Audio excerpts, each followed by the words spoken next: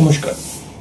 আজকে তুলা রাশির জুন মাসের কি তুলা রাশির জীবনে ঘটতে চলেছে এই ব্যাপার নিয়ে আলোচনা করব।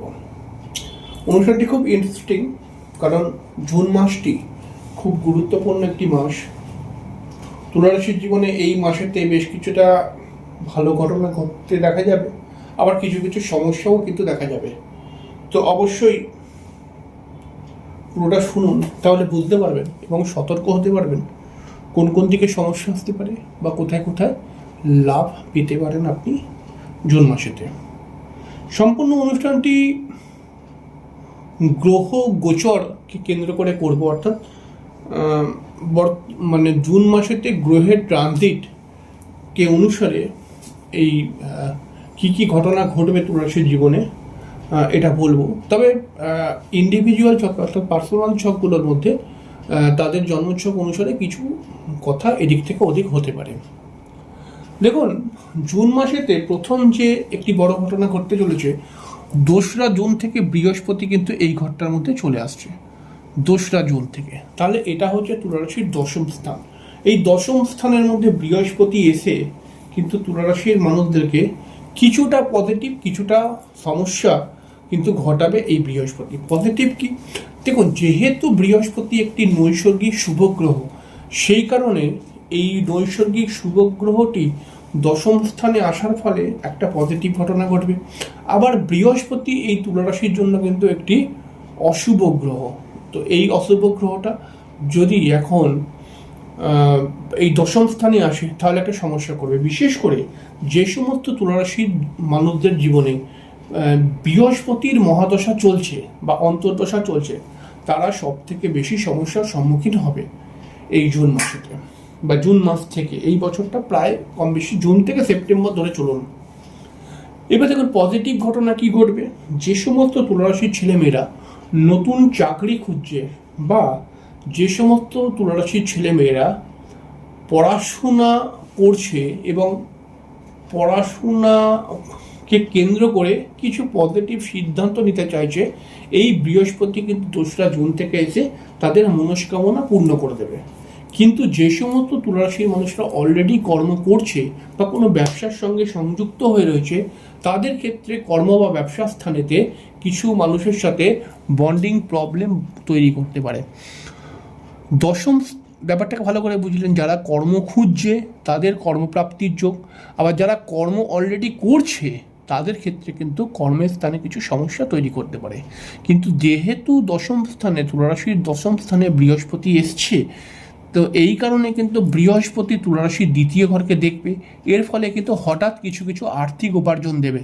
আবার বৃহস্পতি আর্থিক উপার্জন দেবে, তার সঙ্গে সঙ্গে যেহেতু এই গ্রহটি তুলা রাশির জন্য খুব একটি শুভ গ্রহ নয়, সেই অশুভ মানে তুলা রাশির জন্য শুভ গ্রহ নয়, তাই কিন্তু তুলা রাশির মাঝে মধ্যে আর্থিক সমস্যা বা আর্থিক লসও করাবে কিছু কিছু জায়গায়।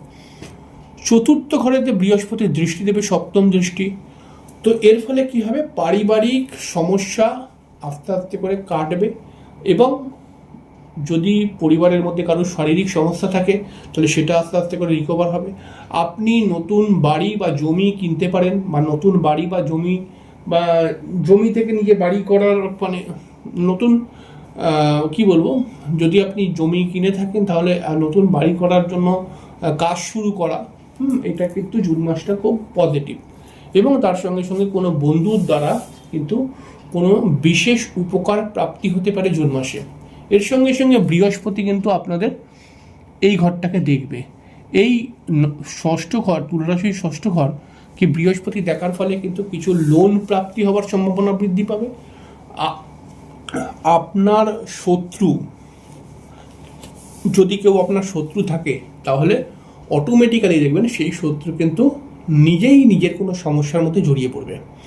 এবং তার সঙ্গে সঙ্গে কিন্তু এইখানে এই বৃহস্পতির দৃষ্টি, এটা কিন্তু দেখা যাচ্ছে যে সমস্ত তুলা রাশির মানুষেরা ডিভোর্স ফাইল করেছে, অর্থাৎ যাদের ক্ষেত্রে লিটিগেশন বা আইনি কোনো সমস্যা চলছে, তাদের ক্ষেত্রে কিন্তু একটু পজিটিভ জায়গা তৈরি হচ্ছে এই বৃহস্পতির দ্বারা। কিন্তু তারা কিছুটা পজিটিভ ফল পাবে।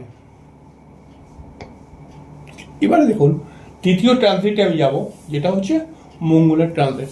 মঙ্গল কিন্তু দেখা যাচ্ছে 11ই মে থেকে 21শে জুন অবধি এই ঘরটার মধ্যে থাকবে। তাহলে জুন মাসের মধ্যে আমরা টোটাল এই মঙ্গলকে এখানে পাবো। তাহলে মঙ্গলকে যদি আমরা মেষ রাশির ঘরে পাই, তাহলে মঙ্গলের সপ্তম দৃষ্টি এই রাশির উপরে চলে আসবে।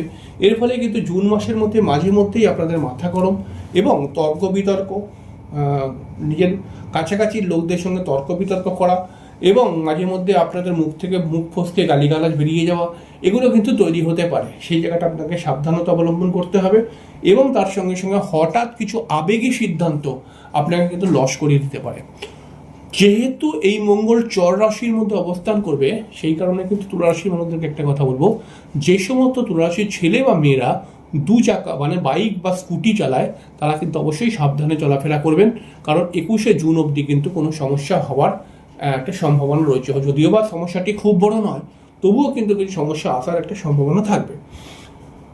যদি আমরা দেখি এইখানে মঙ্গল যতক্ষণ 21শে জুন অবধি আছে, ততক্ষণ কিন্তু তুলা রাশির বিবাহিত জীবন নিয়ে কিছু সমস্যা বা বিবাহিত জীবনে হাজব্যান্ড ওয়াইফের সঙ্গে বারবার বন্ডিং প্রবলেম, এগুলো কিন্তু তৈরি হওয়ার একটা সম্ভাবনা বৃদ্ধি পাচ্ছে। এর সঙ্গে সঙ্গে কিন্তু মঙ্গল এই সপ্তম ঘর, মানে এই ঘরটা থেকে সরাসরি এই ঘরটায় দৃষ্টি দেবে এবং তার সঙ্গে সঙ্গে এই ঘরটাতেও দৃষ্টি দেবে। এর ফলে কিন্তু পরিবারের সঙ্গে মতবিরোধ তৈরি হওয়ার সম্ভাবনা, হঠাৎ কিছু আর্থিক লস হয়ে যাওয়ার সম্ভাবনা এবং কিছু টাকা হঠাৎ আটকে গেল, এরকমও কিছু সম্ভাবনা তৈরি হচ্ছে। তাই এই সমস্ত বিষয়ে কিন্তু আপনারা অবশ্যই সতর্ক থাকবেন জুন মাসে। এরপরে দেখুন, শুক্রকে আমরা পাচ্ছি 8ই জুন পর্যন্ত। 8ই জুন পর্যন্ত শুক্রকে আমরা মিথুনে পাচ্ছি। তারপরে কিন্তু শুক্র এই ঘরটায় চলে আসবে। এই ঘরটায় যখন শুক্র চলে আসবে 8ই জুনের পরে, তখন কিন্তু আপনারা একটা সমস্যা, একটা পজিটিভ ফল কিন্তু পাবেন। কারণ 10ই জুন, প্রায় ধরুন এই 10ই জুন অবধি কিন্তু সমস্যাটা খুব জটিল। 10ই জুনের পর থেকে কিন্তু আপনাদের বেশ কিছু সুযোগ সুবিধা আসছে।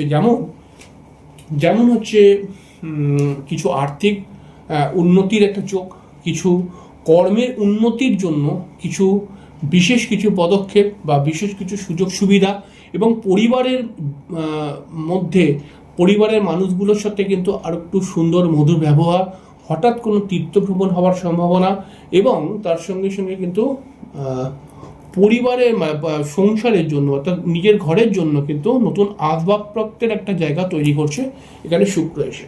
এবং তার সঙ্গে সঙ্গে শুক্র এই দশম ঘরের মধ্যে আসার ফলে কিন্তু অটোমেটিক্যালি দেখা যাবে যারা প্রেম করছে তাদের প্রেমের মধ্যে কিন্তু অবশ্যই একটা সুন্দর মধুরতা বা একটা সুন্দর রোম্যান্স বা রোম্যান্টিক ব্যাপার কিন্তু দেখতে পাওয়া যাবে 10ই জুনের পর থেকে। এরপরে দেখুন, আমরা যদি রবির কথায় চলে আসি, রবি জুন মাসে 15ই জুন অবধি এই বৃষর ঘরে থাকবে, এই ঘরটায় থাকবে। এই ঘরটা তুলা রাশির অষ্টম স্থান এবং অষ্টম স্থানের মধ্যে রবি থাকার ফলে কিন্তু হঠাৎ এই 15 জুনের মধ্যে কোনো মানুষ আপনাকে মান সম্মান আপনার হানি করতে পারে, সেই জায়গাটা অবশ্যই সতর্ক থাকবেন।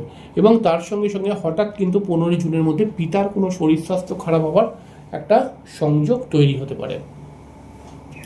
এবার দেখুন, শনিকে যদি আমরা এই ঘরটায় দেখি, তাহলে শনি এই ঘরটার মধ্যে বসে রয়েছে অনেক দিন থেকে।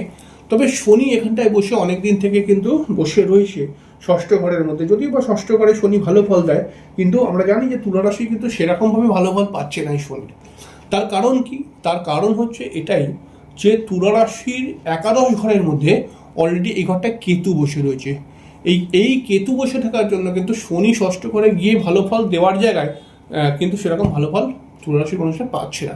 কারণ কেতু কিন্তু সমস্ত ভালো ফলকে আটকে দেয় 11 স্থানে, অর্থাৎ কেতু বাধা বিলম্বের কারক গ্রহ। তাই এখানে একটা কথা খেয়াল রাখতে, কেতু এখানে আরও কয়েকদিন থাকবে। তাই আমরা একটা কথা বলবো যে তুলা রাশির মানুষরা যতই ভালো ট্রানজিট পেয়ে যাক, এরা কিন্তু সেইভাবে লাভ ওঠাতে পারছে না এই কেতুর জন্য। তবে জুন মাসেতে তুলা রাশির মানুষদের অক্লান্ত পরিশ্রম এবং কিছু বুদ্ধি খাটিয়ে চলা কিন্তু কিছু জায়গায় লাভ উঠিয়ে দেবে, অর্থাৎ কিছু জায়গায় লাভ ওঠাতে পারবে। তবে বিবাহিত জীবন, শারীরিক সমস্যা এবং প্রথম দিকে অর্থাৎ মাসের 10 তারিখের মধ্যে প্রেমের ক্ষেত্রে কিছু প্রবলেম এবং পিতার শরীর স্বাস্থ্য হানি হবার একটা সম্ভাবনা এবং তার সঙ্গে সঙ্গে কিন্তু হঠাৎ কিছু আর্থিক লস হয়ে যাবার সম্ভাবনা, এগুলো কিন্তু দেখতে পাওয়া যাচ্ছে জুন মাসে। এই জায়গাগুলো সতর্ক থাকতে। আবার কী প্লাস পয়েন্ট হবে? প্লাস পয়েন্ট হবে নতুন কর্মপ্রাপ্তি, কর্মের উন্নতি, নতুন সম্মান প্রাপ্তি, এডুকেশনের মধ্যে পজিটিভ যোগ, এবং তার সঙ্গে সঙ্গে কিন্তু হঠাৎ কিছু অর্থপ্রাপ্তি, এবং তার সঙ্গে সঙ্গে কিন্তু আমরা দেখতে পাচ্ছি যে জুন মাসেতে আমরা কিন্তু আরেকটা জিনিসও পাবো, সেটা হচ্ছে ধার্মিক কোনো ভ্রমণ বা ধার্মিক কোনো অনুষ্ঠান, নিজের বাড়িঘর নিয়ে নতুন প্ল্যান করতে চাইলে সেটা পজিটিভ হবে। এগুলো কিন্তু পজিটিভ দেখতে পাওয়া যাচ্ছে।